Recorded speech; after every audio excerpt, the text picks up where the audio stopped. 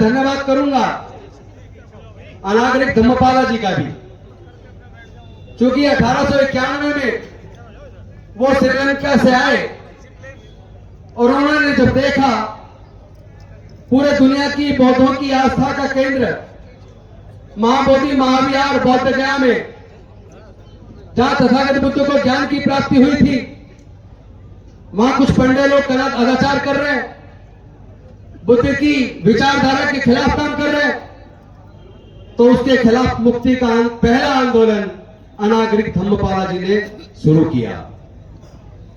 Mahabodhi society of India बनाई।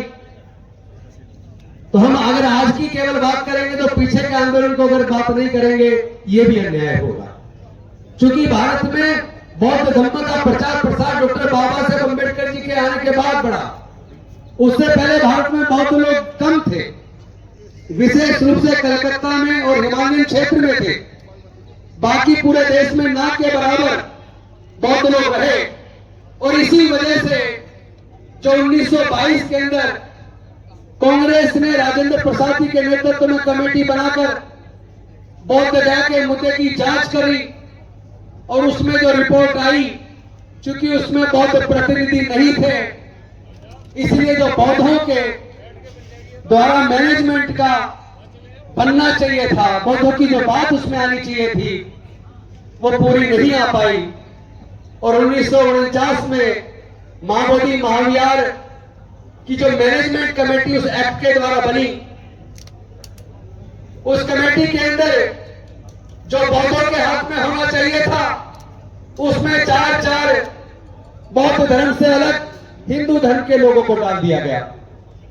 मैं आप सबसे पूछना चाहता हूं, केंद्र की सरकार से भी पूछना चाहता हूं, बिहार की सरकार से भी पूछना चाहता हूं, पूरे देश के लोगों से पूछना चाहता हूं, पूरे देश के सभी धर्म को मानने वाले लोगों से पूछना चाहता हूं, और मैं बिहार के राज्यपाल से विशेष रूप से पूछना चाहता हूं, क्या बिहार के राज्यपाल इतनी हिम्मत कर सकते हैं कि वो जो बौद्धों की साकेत नगरी अयोध्या, जिसमें खुदाई में सारे अवशेष बुद्ध के निकले, जो कभी साकेत नगरी हुआ करती थी, लेकिन माननीय सर्वोच्च न्यायालय ने तमाम साक्ष्यों को दरकिनार करते हुए, देश के संविधान और कानूनों को दरकिनार करते हुए, आस्था के आधार पर जजमेंट देकर वह राम मंदिर का निर्माण करवाया।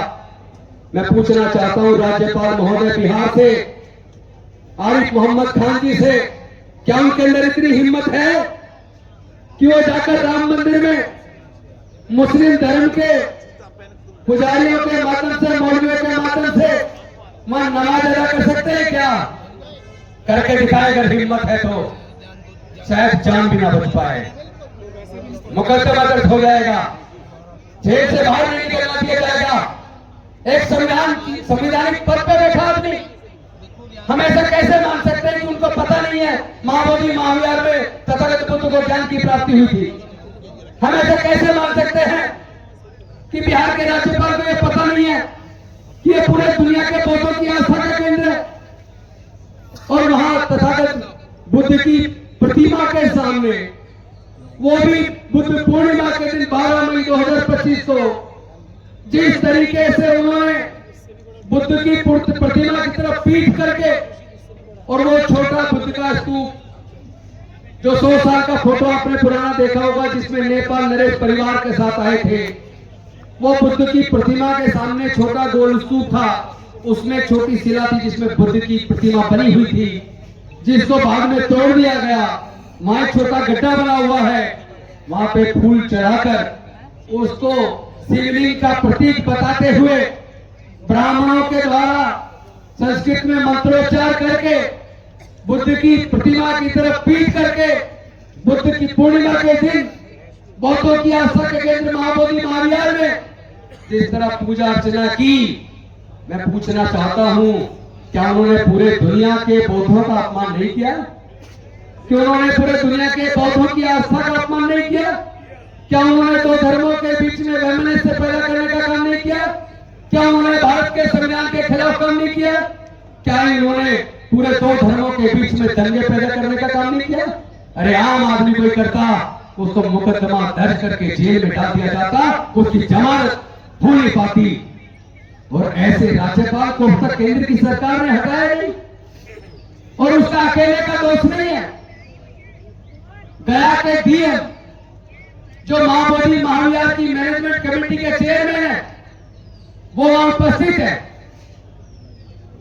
महाबोधि महाविहार की मैनेजमेंट कमेटी के सदस्य उपस्थित हैं, वहां के कमिश्नर उपस्थित हैं, पुलिस अधिकारी उपस्थित हैं। उन सब के सामने ये क्राइम हुआ, पूरे दुनिया के बौद्धों की आस्था का अपमान किया, इसको हम बर्दाश्त नहीं कर सकते। देखना यह है, छोटे छोटे मुद्दे पे सर्वोच्च न्यायालय सुमोटो एक्शन लेता है। आज तो पूरे भारत के सर्वोच्च न्यायालय के मुख्य न्यायाधीश बौद्ध हैं, क्या उनको सुमोटो एक्शन नहीं लेना चाहिए? और वो ना ले तो कोई दूसरा सुप्रीम कोर्ट का जज ले, वो भी ना ले तो पटना हाई कोर्ट का जज सुमोटो एक्शन ले। आप अगर बौद्धों की आस्था का अपमान करते हैं तो याद रहिए, आपकी भी आस्था के ऊपर हमले होंगे, आप अकेले पड़ जाएंगे। अभी तो जो आपको ताकत मिल रही है, ये ताकत भारत के अति पिछड़ों, दलितों, आदिवासियों की वजह से मिल रही है, जो अज्ञानतावश अभी तक अपने पूर्वजों का इतिहास नहीं जानते। कहते हैं ना, जो लोग अपना इतिहास नहीं जानते वो कभी इतिहास नहीं बना सकते।